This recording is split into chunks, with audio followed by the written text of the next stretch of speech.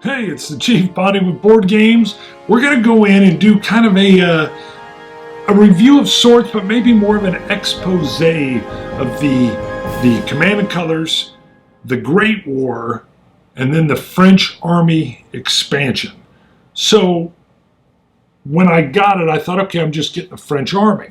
Maybe a few scenarios. Yes, you're getting the French Army, and yes, you're getting more scenarios. But I'm going to show you, you're also getting, like the bombers that are throwing the hand grenades, the special square-based units, you're getting a ton, a plethora, a horde of those, which changes this game up immensely. You're also going to get some new tiles, forts, fortifications, rivers, churches. Some more off-board reserve artillery. But let's go look at that. And then we'll come back and I'll talk some more. Imagine. All right, I'm going to start out high. We're going to talk about a broad view of everything that comes in the package. Then I'll zoom in on some of these guys so you can see details. I've also taken photos just in case that doesn't quite work out. So big picture first. If you want to see a review of actual how gameplay works, please go out and check my original review of the Great War. I will point out one thing. This is the board from the Great War. You've got to have the very first original game, Command and Colors, the Great War, in order to use the expansion. I also love still, I'll point out the lines that come across. Some folks like them a little more subtle. I like them right down the middle. All right, so a couple things you're going to see. First of all is, you clearly now have a French army. Those are the blue. Different molds. By the way, these are soft plastic instead of the hard plastic that you had to cut from the sprues. And I like them. You're going to see details not quite as clean and crisp because the plastic is softer, but no muss, no fuss. We'll talk more about that later. All right, so you're going to have different sculpts for your infantry. I've got machine gun and mortars broken out over here, and specialty units, which I'll spend a lot more time on in a little bit. You're going to get reserve artillery. That'll be off board. You're going to have some new terrain. So you're going to have forts, and you're going to have fortified positions, which are the rectangles, and you're going to have churches. You're also going to have water. Water can be creeks or unpassable rivers or even coastal ocean regions, I guess. And I've got a few of them up here. I also did get the French, the two little French tanks that work with the tank expansion. The rules for the tanks fit with that. I will pop those out and show them. Of course, you get counters that'll work with the French now as well. Let me zoom in on a few of these and see if I can show you. Oh, how could I forget? Tons and tons of scenarios. How many exactly? 18 scenarios, 41 through 58. Most of them having to do with Verdun, and then some with, and I'll say it wrong, Nivelle. So you can see the titles there. Standard breakout showing you how to set up. Sorry, that's not the best. I'm getting glare. Something else I wanted to show that was really neat, and we'll go back into these guys in a second. But if I can find it, yes. So because of the new special troops, there are some scenarios where you can, and situations or even rules here, where you can set up kind of your own, not kind of, you can set up your own special units. So you may just, it's kind of like you have money to spend and you can get two special units, and how do you want to blend them in? And for that, they break out the Great War Corps scenarios, they break out the Great War Tank expansion scenarios, and then they even give suggested historical deployment, if I can keep the glare off, timing. So I found that to be really intriguing and a great segue to go in on these special little units. And I've pulled out some of the old harder plastic ones to compare and contrast. All right, you get a helper aid to show you like the original bomber. which is perfect for breaking down how you use them, how their specialty units bend the rules a little bit. Flamethrowers, by the way. And it walks all the way through each of these. So you have that, not to mention the flip side's terrain. But I'm going to zoom in on these guys, and we'll start with the first conundrum. Oh, the only conundrum, really. Let me zoom in. All right, I'm starting with the officers because this is the standard form shown for the officer. However, these guys, by the way, I love the fact that they don't just give you them for the French, they're giving you from the German and the British as well. But let me see if I can pull this guy forward a little bit. Oh, Lordy. All right, you can see he's got this pistol up in the air. He's blowing a whistle. He's wearing the exact same attire, so the hats will match. You can see the hats on the French officers are the same. Of course, the German ones have their famous helmet along with the Brits.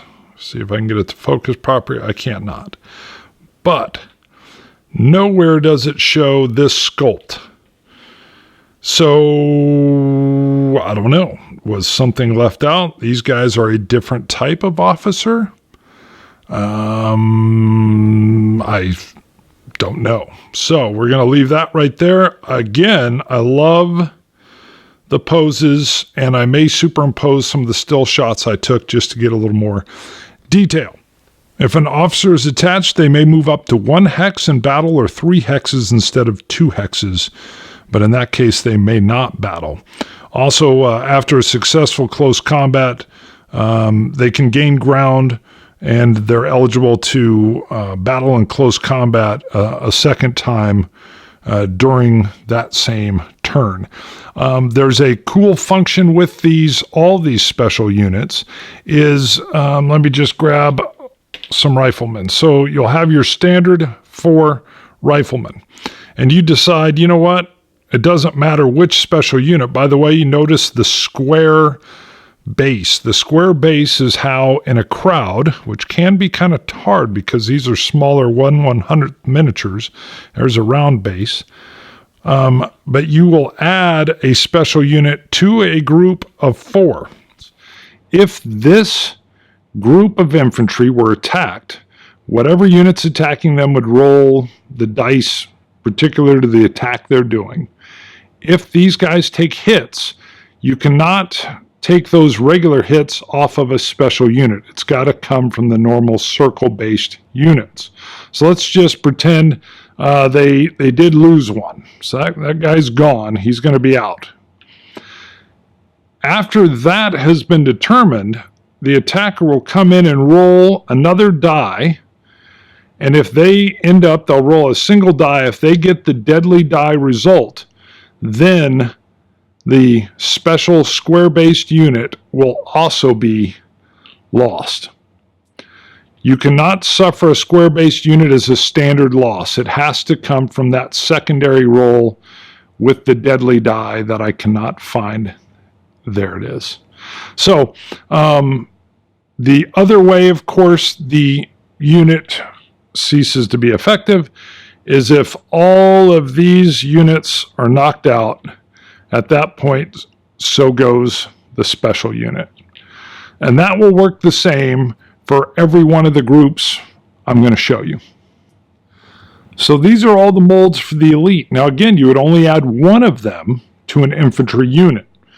When they're attached to an infantry unit, they make that whole unit elite.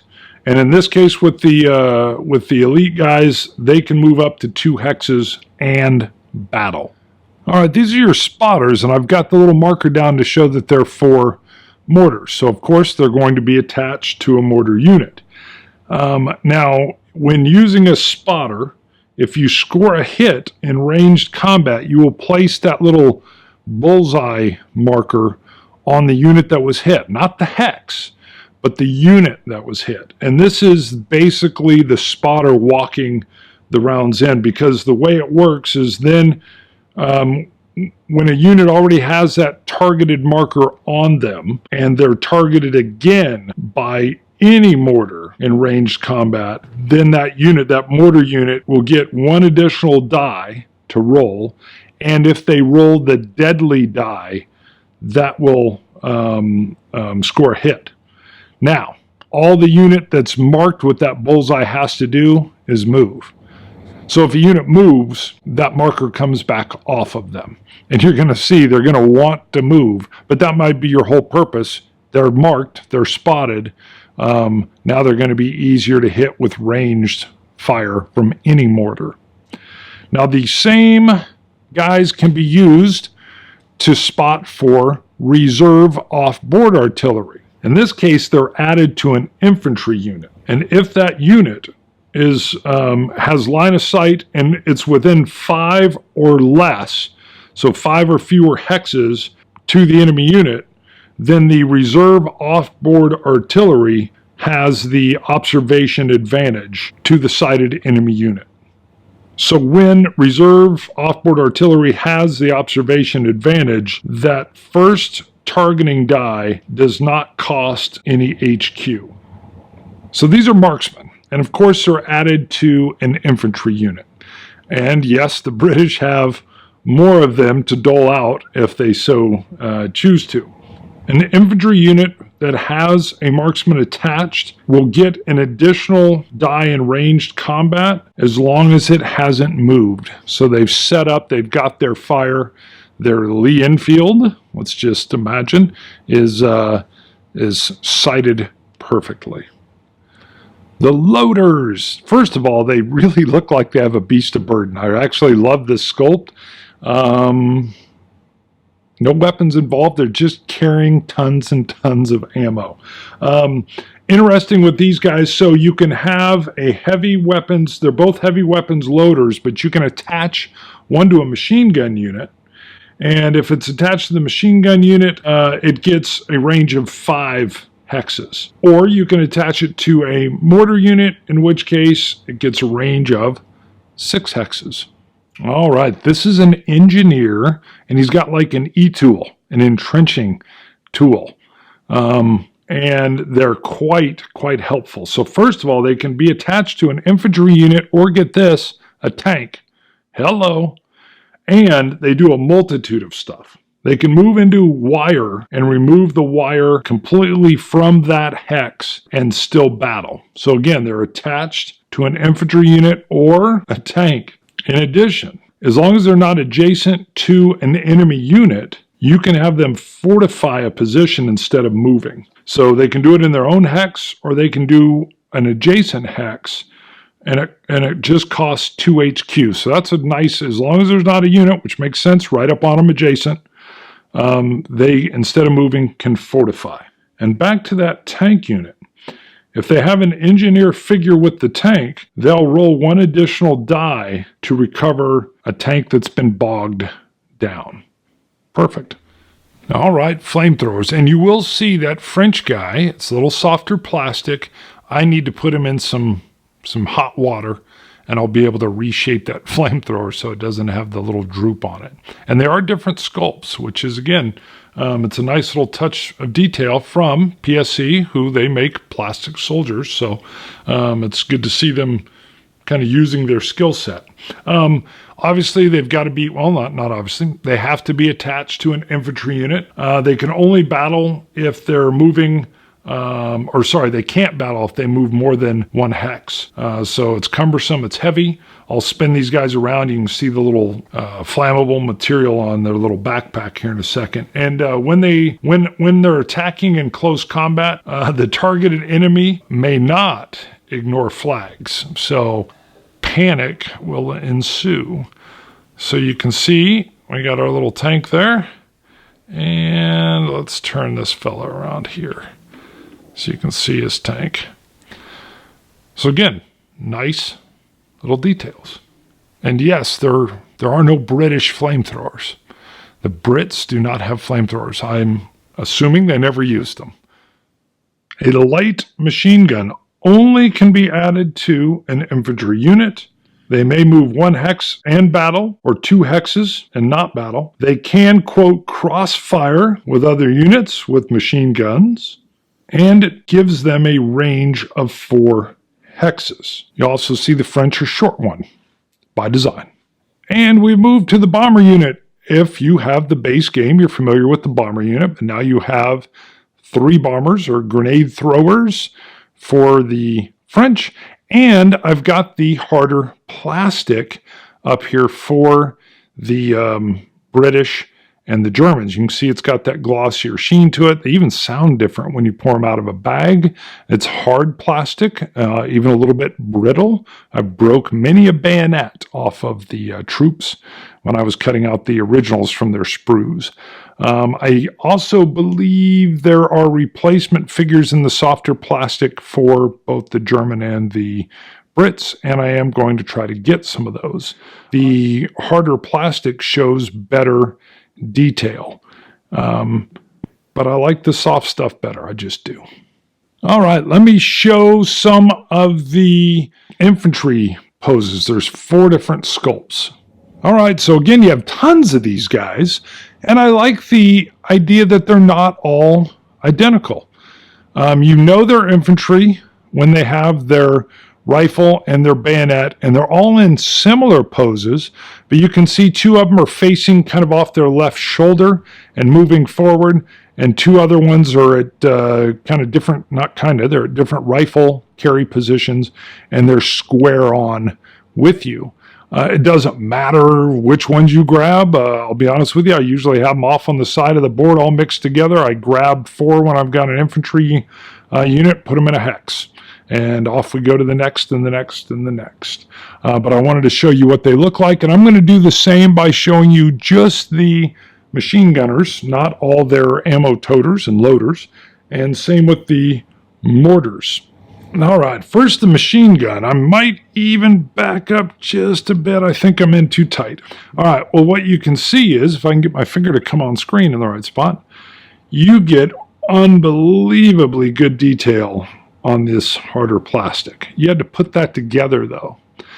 But you can see the water-cooled MG, and the detail's great. Now, I'm not going to paint them, but you could. Now, again, it's soft plastic. I need to drop that into some water, hot water, and I can straighten them out. But bam, they were ready to go out of the box. And then you can see the German MG, you had to put that together as well. Now, again, you can see they're a little shinier. I worry about these guys a little bit. I mean, they're glued together. They should be fine, but I'm a little more careful with them. These softer plastic, not so much. Let me swing right over the mortars, right next door, and I'll get that German mortar to stick out a little further. There we go. All right, so again, I'll slide in some photos. You may be looking at them right now. The softer plastic will not hold as much detail from the mold, but it works. And I think it works perfect for this game. And I like the softer plastic. But to each their own, and you can see, boy, that one British mortar's huge. Let me show some details on the tank. I'm not going to go into the rules with them or anything. I'll just show you that, and then we'll be done. All right, nice little detail of having the French flag be the lid of the box. I like that. Hopefully that continues. It'd be nice to spot different tanks if they're done that way. And here you go. Let me zoom in just a little tighter so you can see the rivets even. All right, the Saint Chamond and the Schneider. So again, you can really see the beautiful detail that comes in on these little tank miniatures. My grandson wants to play with them. He cannot. These 2 are a little fragile, but that's okay. He can look, and he wants to play this bad. He's almost 5. He's old enough that I'm gonna teach him. We'll play with open cards. All right, let me come out and we'll chat a little bit. All right, you've seen it. That's 11 special units. And by the way, I already threw the little tag up above those officers, but yes, that extra officer blowing the whistle and they have the gun up in the air, they threw in another little sculpt. Same officer, same rules, 2 sculpts. So whatever was happening, I picture them sitting around the board table, the boardroom maybe. They're in the boardroom and they're like, we love both these sculpts. We love the officer with the pistol out, looking like he's taking care of business, but boy, always the whistle with the gun up and over the top. And somebody at that table, boardroom table, said, go with both. Love you guys. Confused me. I thought, man, is there a secret one that didn't get labeled? All right. So the scenarios, yes, wonderful. You know you're going to get Verdun scenarios, and you know you're going to get the French troops. And I like the new softer plastic. I don't want to cut things out of sprues. That's just me. But all the different types of units that attach to other units that you already know, probably know how to use, or the card's pretty easy, but you now attach them and they shift. They got better range. If they don't move, they can shoot better. They can spot for mortars, or they can spot for their forward observers for off-board. They can help tanks. Hello. They can build fortifications. They can pull down wire. Yes. Yes. They can throw bombs at you. They're elite. They're elite. They're marksmen. What else? Hold on, I got the cheat. Oh, the loaders. I love the loaders. They're bringing you stuff, extending range. They're lugging heavy ammo. I did some of that. I carried a few mortars. They're heavy. So the idea, though, beyond that you can then, they set those little scenarios, they show you all the different scenarios, and you can just sit there and say, that scenario, you can just pick 2 of these special square-based units, whatever 2 you want. And you can pick the same 2. And you can then mix and match, and all of a sudden you've got all these different permutations that just pop out. It talks, I think, about that if you and your buddy agree, hey, because scenarios will lay out, hey, grab this special trooper. But then what that breakout box shows with all those is you can play it where it's just like you and your buddy agree, yeah, you can use any one of them you want. Go at it. I don't know what you're going to choose. I love that. So it exceeded my expectations. I didn't expect that much variability to be in there and that many special units. So there you go. I'm going to say, if you have the Great War and you like it, I'm going to go further. If you have command and colors and enjoy it, and World War I interests you just a smidge, I think you'll enjoy the heck out of it. And then you add in this variability. You add in, if you so choose, you don't have to, the tanks. Let's be honest, the tanks came in late. They're much more minor, but you can add them in as well. I believe this World War I system will end up growing to be one of the stronger systems for command and colors. Crazy, and I wear a weird small boonie hat. Who knows? All right, game it. See you guys. Bye. You know what I got, though? I got Command and Colors Medieval, and I've got to get that down on the table. It's stickered, baby. It's stickered. I'm in a CC Avalanche.